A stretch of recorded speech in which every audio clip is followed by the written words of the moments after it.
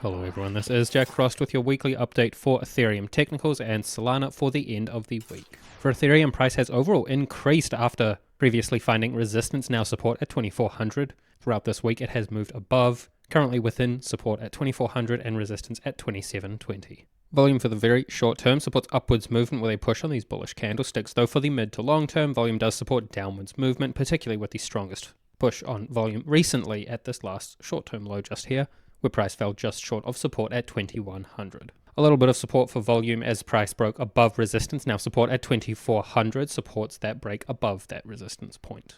ADX now declines at this time frame, showing no clear trend.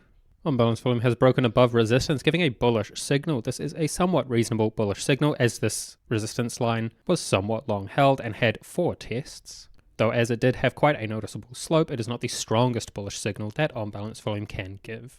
This does further support the break above that prior resistance point at 2400 though.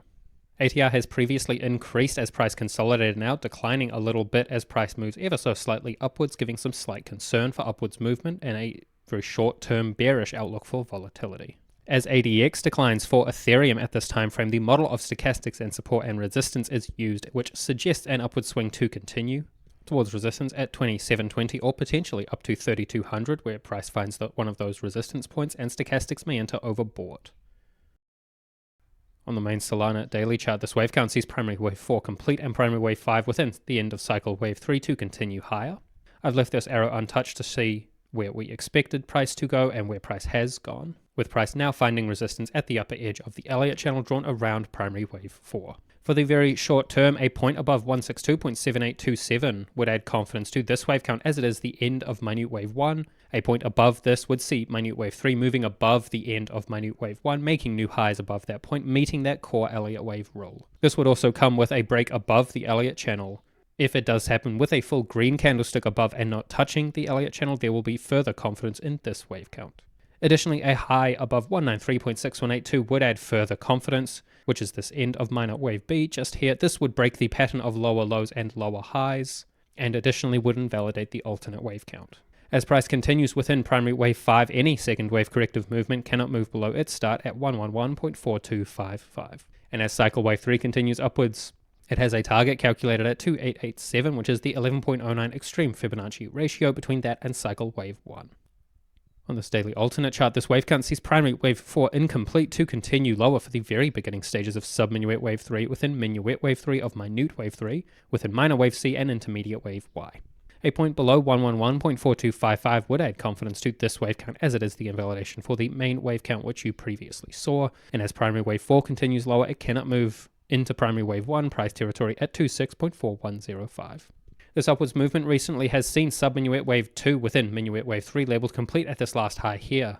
At this point, the proportions within minor wave C at this time frame are starting to look a little bit off, giving some concern for this wave count, though as price continues upwards, it may find resistance at the upper edge of this best fit channel drawn around primary wave 4. If price does continue above that, then it cannot move above the start of minor wave C at 193.6182. Additionally, we have this target range for minor and intermediate degree movements, which I have mentioned in various previous videos. You can go back to watch those for a full breakdown of those targets. This gives minor wave C and intermediate wave Y a target range between 84.7439 and 95.3167, where these waves may be labeled complete. Additionally, this best fit channel is expected to provide support, as price is expected to continue lower for this wave count. On the technical daily chart for Solana, price has increased with some strong bullish movement after finding support at 127. Volume has been quite weak for the last few sessions, though for the short to mid-term, volume is strongest on these bearish sessions here. Overall, volume does support upwards movement, though, particularly with the strongest volume on these bullish candlesticks here. ADX now declines, showing no clear trend. ATR is overall flat as price consolidates, with a slight decline as price increases for the very short term, giving a slight bearish outlook for volatility for the short term. As ADX declines for Solana at this time frame, we use the model of stochastics and support and resistance, which suggests an upward swing may continue towards resistance here at 157 or up to 175, where price finds one of these resistance points while stochastics enters overbought. That's all for me with the end of the week update for Solana and the Ethereum Technicals. If you do want the Ethereum Elliott Wave count, we do an update for that every Tuesday on the New York time at pureelliottwave.com, and you can sign up for that using the link in the description below. Thank you, and I hope everyone has a good weekend.